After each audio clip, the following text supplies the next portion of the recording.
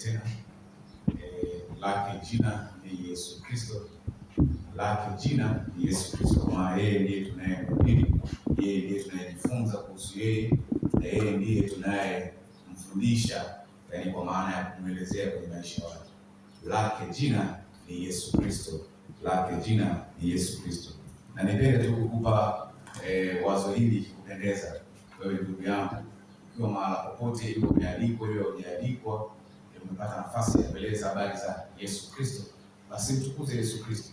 Ikipendeza hata usijitaje jina lako, itaje jina la yeye, maana yeye ndiye tunayemwabudu, tunayefanya kila kitu kupitia yeye. Kwa hiyo inaweza ikakupendeza ukasema kwamba lake jina ni Yesu Kristo, lake jina ni Yesu Kristo.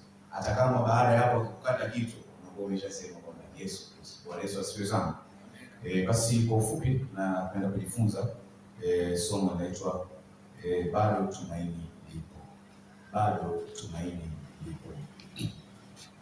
Bado tumaini lipo. Natoka kitabu cha Wakorintho wa pili sura ya kwanza mstari wa 9 na wa 10. Wakorintho wa pili sura ya kwanza mstari wa 9 na wa 10, nasoma kama ifuatavyo. Anasema, naam, sisi wenyewe tulikuwa na hukumu ya mauti katika nafsi zetu, ili tusijitumainie nafsi zetu, bali tumtumaini Mungu awafufuaye wafu, aliyetuokoa sisi katika mauti kuu namna ile, tena atatuokoa, ambaye tumemtumaini kwamba atazidi kutuokoa. Nini maana ya tumaini? So kiini kikubwa kwa tumaini. Nini maana ya tumaini? Tumaini ni kuamini juu ya jambo, kuamini juu ya jambo kwa kujua na kwa kuwa na hakika nalo, huku ukiliona ndilo msaada wa egemeo lako, kwenye kusaidiwa bila kuhofu kwa kuwa utapotezwa au utaachwa bila utatuzi. Ni kuamini juu ya jambo kwa kujua na kuwa na uhakika nalo.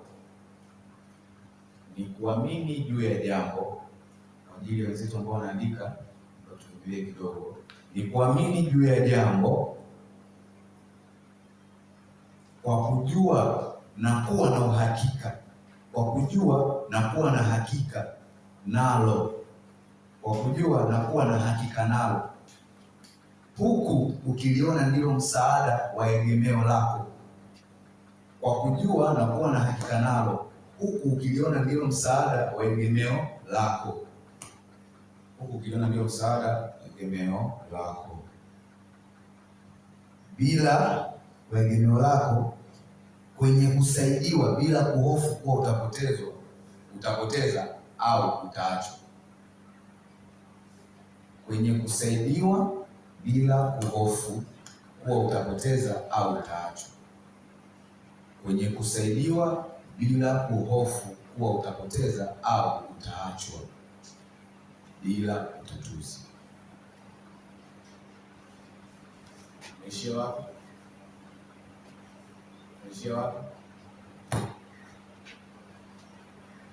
Tumeshaandika ukiliona ndilo msaada wa egemeo lako. Tumeshaandika kwenye kusaidiwa bila kuhofu kuwa utapoteza. Tumeshaandika kuwa utapoteza au utaachwa bila utatuzi. Kuwa utapotezwa au utaachwa bila utatuzi. Yaani kwenye kusaidiwa bila kuhofu kuwa utapoteza au utaachwa bila utatuzi. Nishafika mwisho. Ninapo bado tutangaliza kwa mwingine. Mambo hayo ni yapi? Mambo hayo ni yapi? Kuna njaa, kuna kukosa fedha au mali, kuna huzuni, kuna uchungu, kuna magonjwa. Ukijua kwamba hii ndiyo njia, nguvu yangu, taa yangu, akili yangu na jicho langu. Kwenye hayo mambo kama njaa, kukosa fedha, mali, chakula, kupita kwenye magonjwa, kutengwa, kuchukiwa, huko ukijua huyo au hicho ndicho tegemeo lako au egemeo lako. Bwana Yesu asifiwe. Ukijua kwamba hii ndiyo taa yangu, ndiyo nguvu yangu, ndiyo akili yangu na ndiyo jicho langu. Mara nyingi tumaini juu ya jambo linakufanya ulione hilo jambo au hicho kitu ndiyo taa yako, ndiyo nguvu yako, ndiyo akili yako, ndiyo jicho lako. Mpaka unakuwa na tumaini nalo ni kuna kitu umekiona. Yaani chenyewe kimekupa jicho la kuweza kuona mpaka umeona ni taa, ni tumaini lako. Sasa leo tunajifunza kwa maana kwamba tumaini letu ni Yesu Kristo. Ndio maana tumesoma katika kitabu cha Wakorintho wa pili sura ya 1 mstari 9 na 10 kwamba tusijitumainie nafsi zetu, bali tumtumaini Mungu awafufuaye wafu, aliyetuokoa sisi katika mauti kuu namna ile, tena aliokoa ambaye tumemtumaini kwamba atazidi kutuokoa. Kwa nini nazungumza hivi? Tumekuwa tunapita kwenye mambo mengi, matatizo mengi ambayo yanatufanya kuna wakati tunapoteza tumaini, tunapoteza ladha. Watumishi wa Mungu ambao wamekuwa wanaongoza makanisa wamekuwa wanapita kwenye changamoto nyingi. Iko video moja niliona wiki mbili zilizopita, vitatu zilizopita, ndugu mmoja amesimama anahubiri, kanisa lijaezekwa, viti viko kama hivi, tena vilikuwa vingi na wingi kama huu, anahubiri. Hakuna hata mtu yuko, yeye huenda na mke wake aliyekuwa anamshuti nyuma. Yaani kama hivi mtumishi wa Mungu amekwepo hapa, nikitolea mfano shafika, yaani asimame kama hivi hapa, sio? Alafu mke wake awe nyuma yake anashoot video ya kile kinachoendelea, na mumewe akiwa anahubiri vile viti, akiwa anahubiri kwa nguvu na kwa ujasiri, akiwa anahubiri bila woga, bila hofu, bila kuogopa fedheha yoyote, akiwa anajua tumaini langu ni Yesu Kristo. Na kitu kinamfanya mpaka aweze kuhubiri video ile mtu, tumaini lake ni Yesu Kristo. Wala si kwa anataka kuonyesha watu. Alijua pia hii video ikienda, kuna wenzetu wengine wengi ambao wenda hata hawana hivi viti. Sisi hatuna tupaa, hawana hata hivi viti.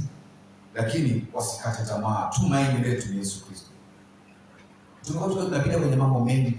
Unaona wenzao wamevaa vizuri, wenzao wana kazi. Wewe kila ukienda hapa kutafuta kazi, usifanyi kazi, kila kitu hakiko sawa. Lakini leo tunajifunza tukijua kwamba bado tumaini lipo. Na tumaini hilo si kitu. Tumaini hilo ni uhai uletao uhai wa vyote. Tumaini hilo ni uhai uletao uhai wa vyote. Uhai upi uletao uhai wa vyote? Uhai upi huo? Hakuna uhai uletao uhai wa vyote isipokuwa Yesu Kristo. Isipokuwa Yesu Kristo. Nyakati fulani nilipita kwenye kipindi kigumu sana. Wakati huo nilikuwa sisikii hamu ya kulala nyumbani kwangu.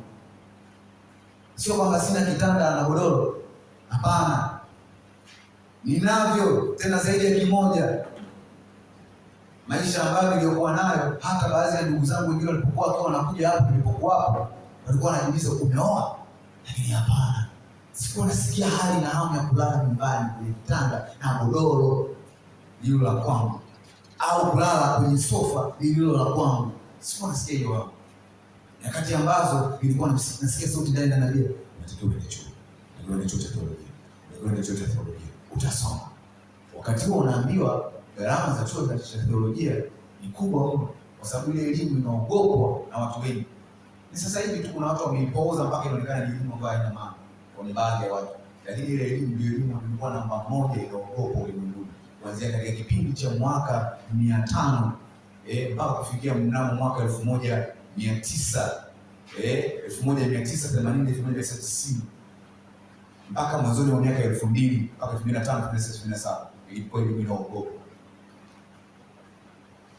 Kuna watu wamesoma elimu zao ni PhD, kama mshawahi kusikia. Wana elimu ya PhD, yaani unatoka ulikuwa na degree moja, unakuwa na masters, unakuwa na PhD level. Yaani ambao wanasikia watu wanaitwa daktari na daktari. Ile mnajiuliza mbona wao wanaitwa daktari alafu atuone kitibu watu? Hapana. Anaitwa daktari kulingana na level aliyofikia elimu yake, kwamba ni mbobezi mwenye uwezo hata wa kutoa hoja za ushawishi au maelekezo kwenye jamii ya kitaifa na ngazi anayoishi popote mahala popote, kwa sababu hiyo elimu uwezo aliofikia ni uwezo ambao anakaribiana na profesa. Kwenye theolojia hawaitwi tu ma PhD level. Kwenye theolojia hawa watu hufikia level huitwa THD, yani theological doctor. Kwa sababu ndani ya elimu hiyo ndio elimu inayoweza kuwaweka watu wote duniani kwa pamoja na wote wakamsikiliza huyo.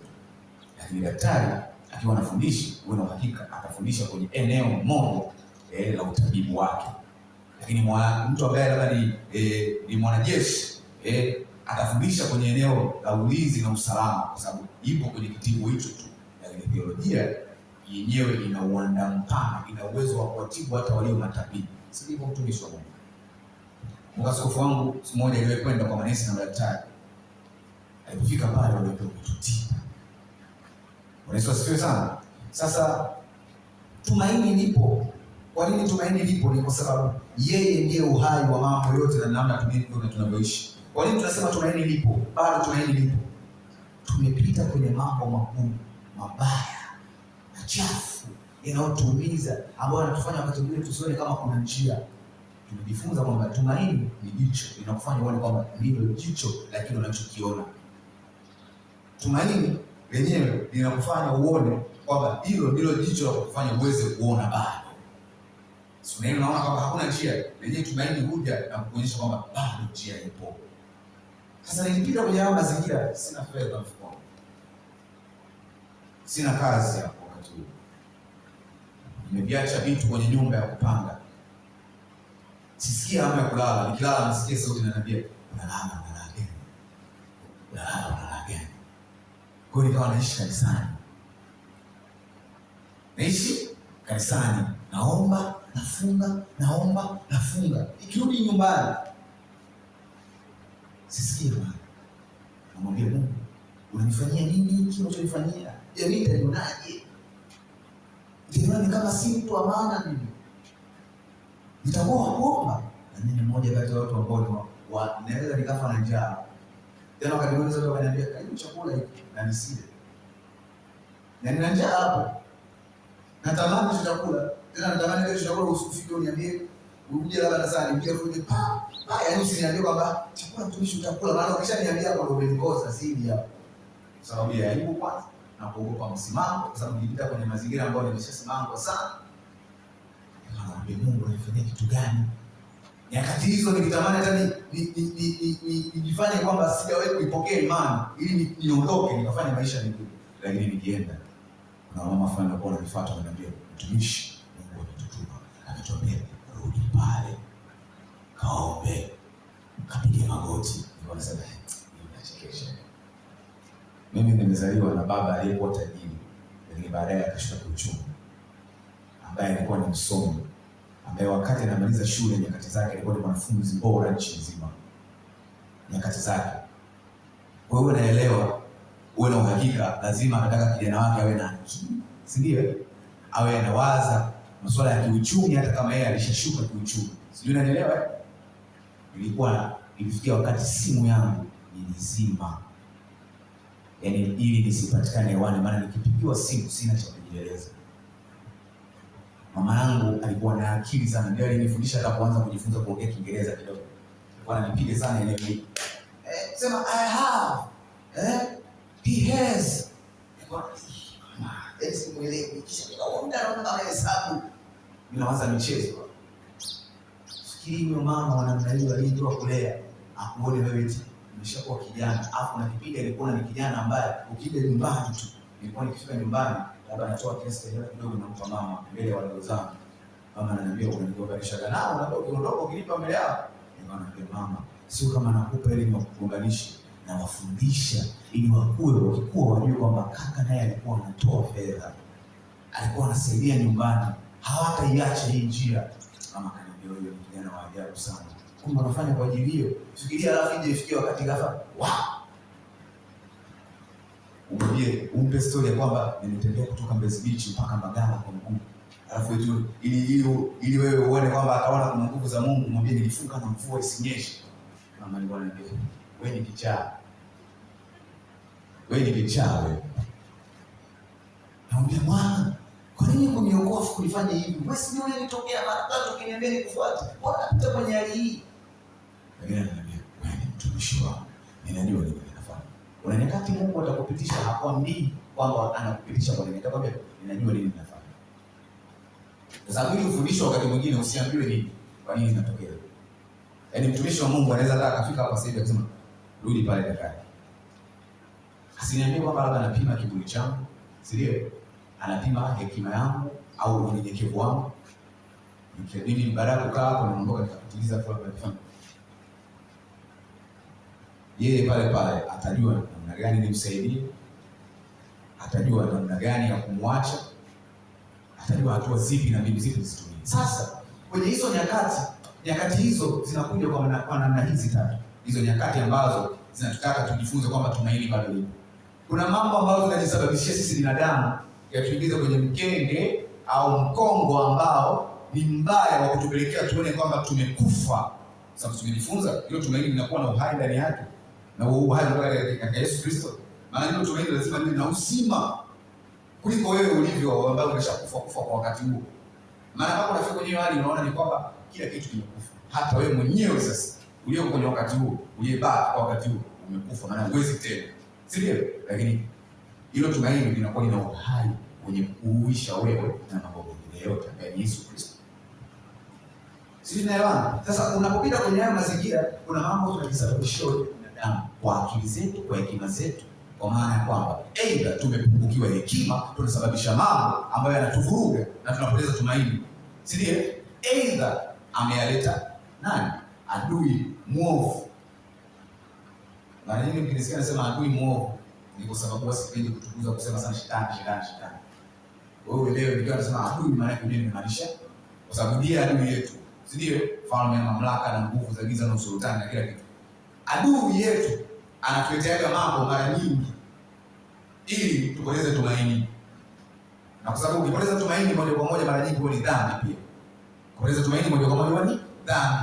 Kwa sababu asiyemwamini yeye amehukumiwa. Neno la Mungu linasema hivi, amwaminie yeye anapata uzima wa milele. Asiyemwamini huyu, yaani asiye na tumaini katika huyu hana uzima wa milele. Hata kama anatenda matendo ambayo yanaonekana yana namna ya wema na utukufu kwa maana hatendi dhambi, lakini asiyemwamini huyu hataokolewa.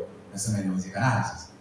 Kornelio anafuatwa na malaika, anaambiwa nenda kwa mtu mmoja anaitwa Petro ukamfuate, tena ukiwezekana mtume mtumishi wako akamfuate mara moja aje. Lengo lilikuwa ni nini? Huyo mtu ndio anatenda mema, asili haui asili uongo, lakini ndani yake hana kitu kimoja cha kuamini katika Yesu Kristo, au hana tumaini katika Yesu Kristo. Kwa hiyo inabidi ajuzwe. Kwa ile siku Kornelio angekataa, Mungu angefuta hata zile ambazo malaika alisema kwamba sadaka zako zimeonekana mbele za Bwana. Mungu angesema angezifuta, lakini alipokubali akatiishwa kuingizwa kwenye ule ufalme na ile miliki ya uzima wa milele na kuwa kati ya sehemu ya watu ambao wanaitwa ukuhani wa kifalme, watu wa miliki ya Mungu. Hatuingizwa kwenye watu wa miliki ya Mungu isipokuwa tunatumaini katika Kristo na tunamwamini Yesu Kristo. Bwana Yesu asifiwe. Sasa nilikwambia kwenye mazingira hayo Yesu Kristo ndiye alikuwa tumaini. Hizo nyakati nilikuwa nikiimba kwa wimbo mmoja, mtumishi mmoja alikuwa anatufundisha kwa kaniambia ndio utaimba. Wao walikuwa kila wakati kuimba. Kijana mmoja akaja siku moja. Alipokuja akawa anapiga kile kinanda, wakawa na nini, nilikusikia ule wimbo ndani yangu ukacheza afu pale nikasahau kila kitu. Ndio wanasema Mungu muumba yote, Mungu fanya yote, ninakuabudu wewe Mungu muumba yote, ninakuamini wewe Mungu. Yule kijana akasema brother, sijui kijana lakini nasikia ndani yangu huyu ndiye yule wimbo. Wakati huo wao walitaka wautumie, si ndio? Waonyeshe uwezo wa sauti zao, maana wanaimba kweli kweli. Lakini kila mmoja akasema hata mimi nilisikia nitakiwa hivi. Yaani mimi niliposikia pale nikabadilika kila kitu. Wakati wewe unatakiwa uone matukio ya uchungu, ya njaa, ya kukosa fedha, ya matatizo, ya kutengwa, ya kunyanyaswa, ya kuachwa. Mimi nilimwona Bwana nikawa namwambia, wewe ni Mungu muumba yote. Wewe ni Mungu muumba yote. Ninakuamini wewe Mungu muumba yote. Sikuwa naona kingine. Akanifanya anipe jicho nisione kile, lakini pia jicho ile alilonipa nimuone yeye. Tunasema tumaini bado lipo. Maana yake ni kwamba tuone kwamba hayo hayana ladha isipokuwa huyo Yesu Kristo. Ndiyo tafsiri yake. Hayo hayana utamu, huo uchungu hautafuniki isipokuwa Yesu Kristo anafunika.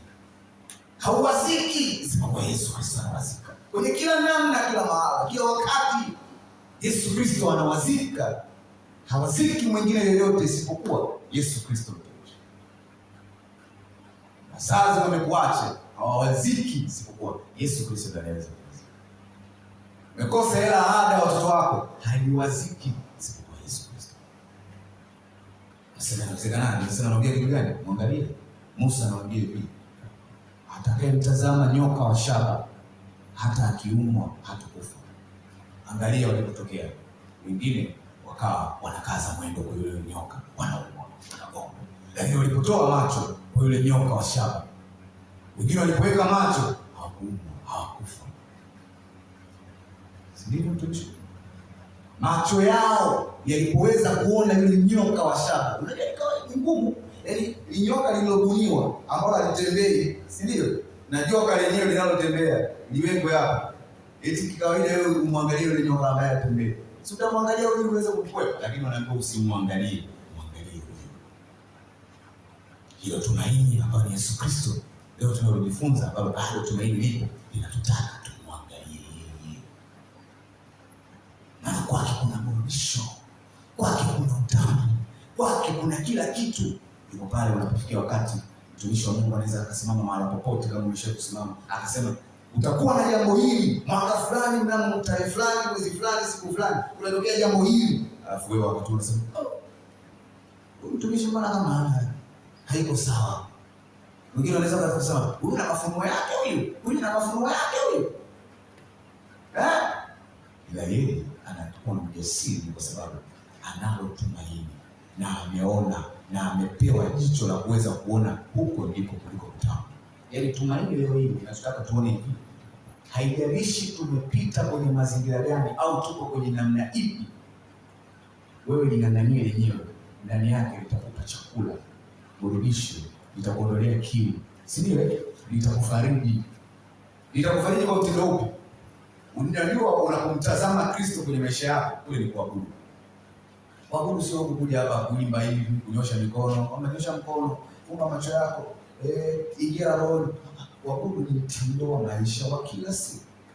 Kuabudu ni mtindo wa maisha wa kila siku wenye kumwelekea nani? Yesu Kristo, kwa kufanya matakwa yake anayoyataka, lakini kwa kumwamini yeye kwamba ndiye kila kitu cha maisha yako.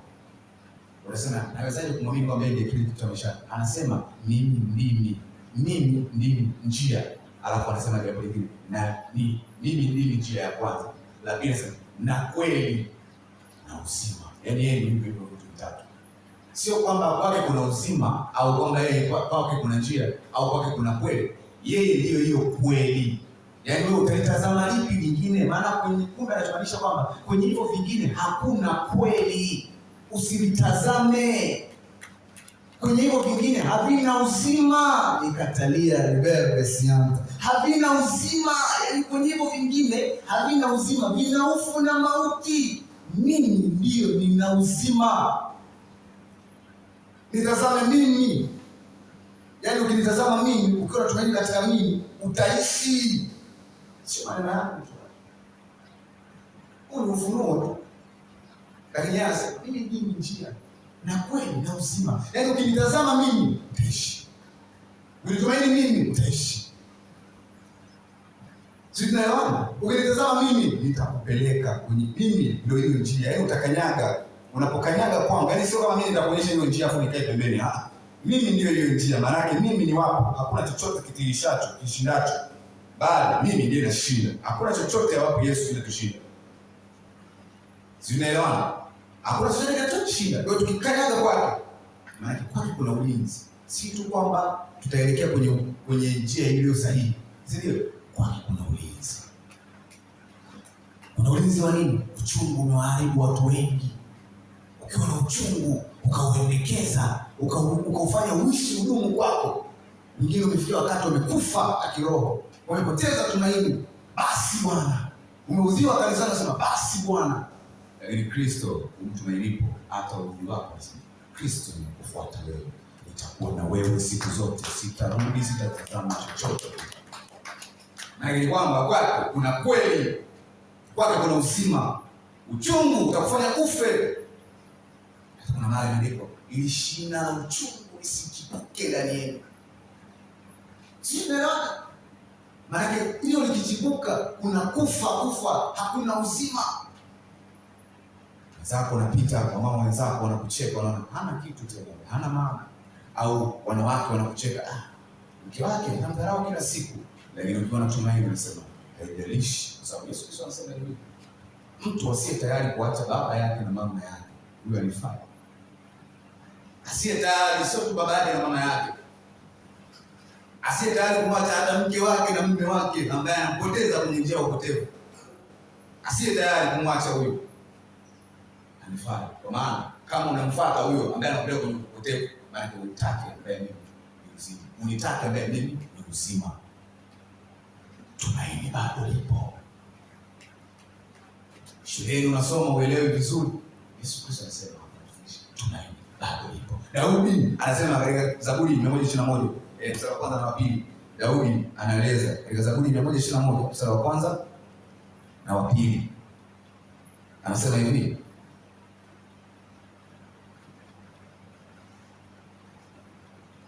Daudi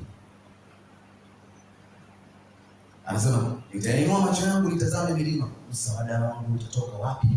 Msaada wangu katika Bwana alizifanya mbingu na nchi.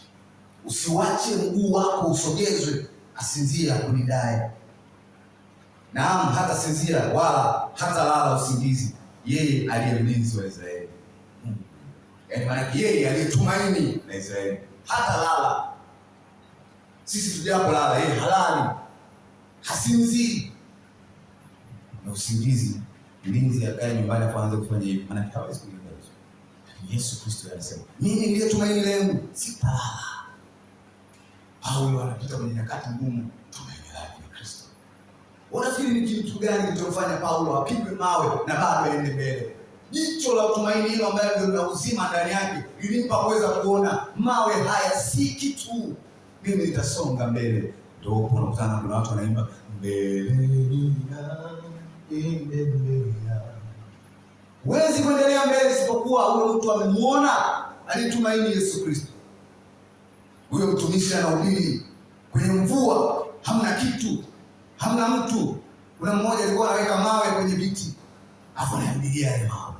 Anasima anasogea kabisa na anafanya hivi. Anahubiri Yesu Kristo anaweza, anafurahi.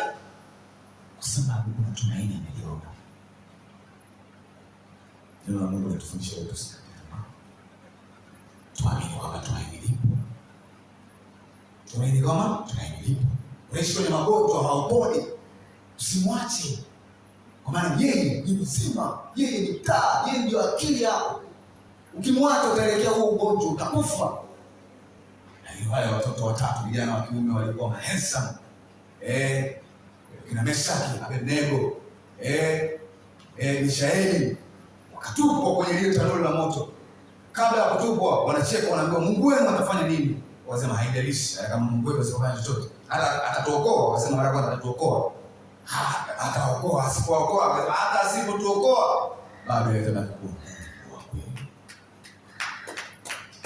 Yaani maana hawakuliona ile tatizo, na kweli Mungu akatolea. Ndio ilikuwa kutupa kwa ule moto. Mfalme akasema, hatukutupa watu watatu kule? Mbona ninaona kuna mwingine mfano wa Mungu? Alijuaje? Yesu Kristo hapo maana watu mjua huyu ni Mungu. Wako na Mungu kweli kweli na kumfanya watu wengi lao. Watu wakikuona watasema huyu ana Mungu. Utoigiza watu, utoigizia watu kuwafanya waremereme akiwa elewe. Watu watasema huyu ana Mungu na Mungu wake tunamtaka. Sasa naona mtu mwingine anaonekana mfano wa Mungu. Ana mkuu, anatisha, hata moto utisha. Huyu ni nani naye? Kwa nini moto upendelea kuwawasha wale? Kwa sababu yeye ndiye aliyepa uzima vitu vyote, Yesu Kristo. Hata huo moto ile na uzima ile na uwezo wa kuwa na uhai, yeye ndiye anayeupa uhai. Sasa hicho yeye ni moto unao. Yeye ni moto unao. Ninamweleza hivi, ukalamba na yale maji, ukalamba na ule moto, ukalamba na kila kitu.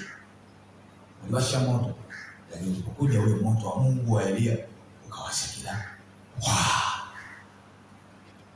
Ndani ya Yesu Kristo kuna uzima. Si mnaona tunapokuwa tunaishi nyumbani tunatazamia Panadol. Ukiwa unaumwa unaambia Panadol hizi hapa zimekuja. Unaamka haraka. Unakimbia ile Panadol kunywa. Sasa igeuze ile kwa Yesu Kristo. Kwamba unapokuja ukiwa kwenye hali mbaya, magonjwa, dhiki, njaa, kutengwa, kusimama, muone Yesu Kristo ndio kama Panadol yako. Tena ni zaidi ya hiyo Panadol. Maana hiyo Panadol imetengenezwa na kazi ya mikono ya wanadamu. Maana haina uwezo na haina uzima. Bado tumaini lipo ndugu yangu. Sijui unapita kwenye nini, upo kwenye mazingira gani, bado tumaini lipo. Hata kama unaishi kwenye dhambi sasa na inakutesa na nafikia wakati unasema mimi nisifai tena, neno Mungu linasema hivi, bado tumaini lipo. Anasema hivi, kila aliyetii jina la Bwana ataokolewa. Maana yake ni kwamba hata aliye kwenye dhambi, maana yake bado tumaini lipo. Si aliye kwenye dhambi ambaye bado hajaokoka, wewe ambaye umeshamwamini Kristo lakini unaishia kwenye hayo maisha. Neno Mungu linasema kila aliyetii jina la Bwana. Haikusema kwa yule ambaye hajaokoka kilitii jina la Bwana. Yeyote yule, kila aliyetii jina la Bwana atafanya, ataokolewa. Maana yake ni kwamba tumaini lako liwe katika hilo. Jana unatukana na mtu, hiyo simu na mtu akamtukana na akasikia, unaanza kupata tabu. Ndio Bwana Yesu, nimetukana, nimepoteza, na wewe nitapoteza kazi. Ndio tumaini lako. Na ukiulize hapo, mara nyingi umekuwa unatumaini katika nani? Katika vipi? Hizi pesa tuzitafutazo si kitu. Tunaonyesha mfano kwa Ayubu. Kila kitu kilipotea, alikufa. Watoto wake wote 7, na Mungu anasema alikuwa na watoto wazuri kuliko katika watoto ambao walikuwa katika jamii ya watu wanaoishi nao katika hiyo nchi ya Usi. Watoto walikuwa wazuri. Lakini Ayubu alikuwa anamtumainia Bwana na kumwambia hivi, Mungu, yamkini wanangu wamekukosea, sadaka hii ikanene, ikakukumbushe kuwawekea moyo wao kutubu. Si kwamba yawafutie dhambi, yaani ikakukumbushe kwa wewe kuwakumbusha wao wakatubu. Maana yake alikuwa na tumaini lake ni lile. Na uthibitisho tunaona wapi? Wanakufa wote. Baada ya siku kadhaa, mali zote. Mke wake tumaini lake lilikuwa katika bintu. Anamwambia hivi, kufuru ufe. Anamwambia, mpumbavu wewe, yatupate mabaya tu, yatupate mema tu, yasitupate mabaya. Yaani Mungu aitwe Mungu kwenye mema tu. Hata kama tutapita kwenye bisho, yeye atabaki kwa Bwana. Daudi nyakati fulani anawindwa na Sauli. Anawindwa na Sauli kuuawa. Daudi anawindwa, yuko mapangoni, yuko wapi? Anatumaini Bwana. Anatumaini Bwana. Anaomba, mimi sibanang'anie hapo kwenye huo ufalme. Nimekuona wewe, maana wewe ndio ulinipa ufalme. Kuna wakati wewe fikiria katika nyakati za Agano la Kale, anapata ufunuo wa kuwa karibu na Bwana kwenye kiwango ambacho anamtumaini Mungu mpaka anamuelewa Roho Mtakatifu. Anasema hivi, usiniondolee roho wako. Usiniondolee, aondoe yote, lakini usiniondolee roho wako. Na alikuwa anakaa akipita katika hayo mabaya, anafikia wakati anamwambia Bwana, unastahili. Na hata nikiwa kwenye milima nitainua macho ili nitazame, maana najua nitakapotazama ndipo nitaona ule msaada wangu na nitaukimbilia, ili nijue unatokea wapi, alafu niukimbilie. Si kwamba ajui kama utakuja, anaposema msaada wangu unatoka wapi. Si kwamba ajui, anajua utakuja, ila tu ataangalia ni njia ipi utatokea ili akaufuate, asikosee kutafuta msaada mwingine. Bwana anatuambia msaada, bado tumaini lipo, kwa sababu anataka ifikie wakati hata tuwapo kwenye upande wa mabaya, si ndio? Bado tuwe na nguvu. Hata tuwapo kwenye upande wa mazuri, bado tuwe na nguvu. Si tunaelewana? Leo niliofikia hapa, sijisifu. Mtoa anaongea kama ushawishi kwa wengine. Leo niliofikia, hata nipite kwenye magumu, siwezi kumwacha Bwana.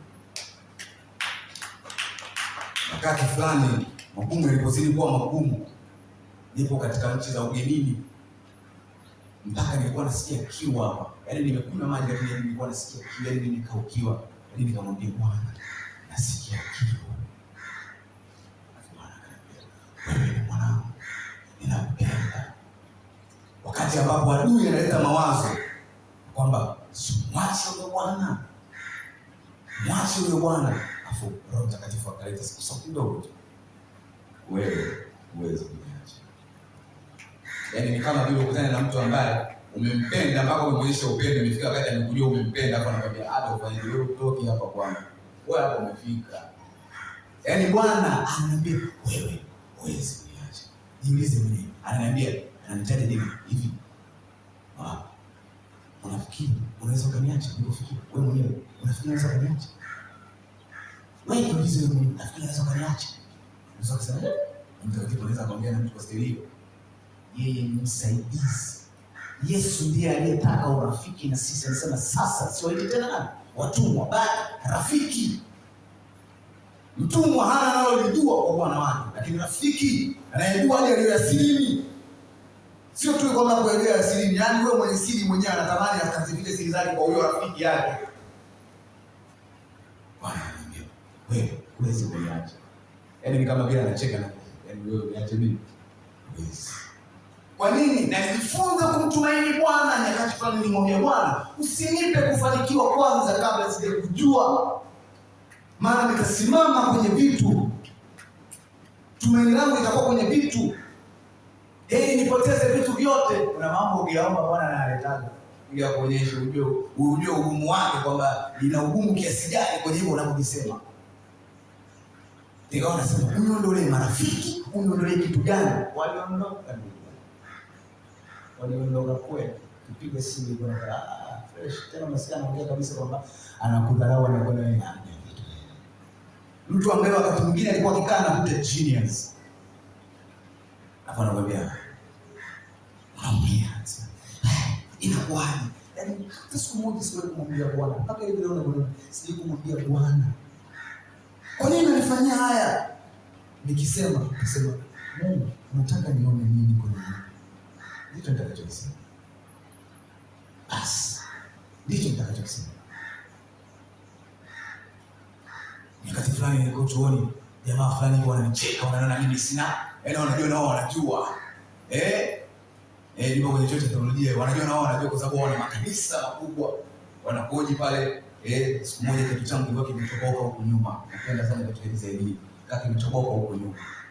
Sasa nilifikia wakati nikikivaa, sio tu mchanga unaingia, kipindi cha joto na kipindi cha mvua, maji yanaingia. Nikabidi nikiache, nikaja tu na viatu vya kawaida. Yaani nikaja tu na slipper tu za kawaida. Akashangaa. Akawa ananidharau sana.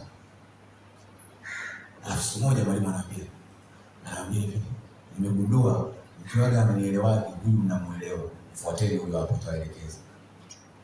Akaenda kumwomba ushauri dean of student, yaani mshauri wa wanafunzi vioni. Akaenda kumwomba ushauri. Alipoenda kumwomba ushauri, yule mshauri akamwambia, mfuate yule kijana, sikiliza atakachokwambia. Hakuja. Na mwalimu akaniambia kuna mtu nimemuita, najua hata kuja. Ila siku moja Mungu atamnyosha. Siku moja alisimama kwa darasani akasema, ndugu zangu, huyu ndugu tumuombee hata kwa maombi. Yaani katika watu wote amefikia wakati tumuombee huyu ndugu hata kwa maombi asipotee. Maana ana kitu ambacho amekibeba ambacho kitatufaa katika ufalme wa Mungu. Na akaniambia, ndugu yangu, nilikuwa nakuchukulia poa sana. Yaani Mungu amenionyesha nini kwake. Ilikuwa ni kwa sababu na kutumaini yeye. Hapo nafunga kila siku, naomba kila siku, mpaka tumbo limeingia ndani. Nini hata leo tumbo limeingia ndani.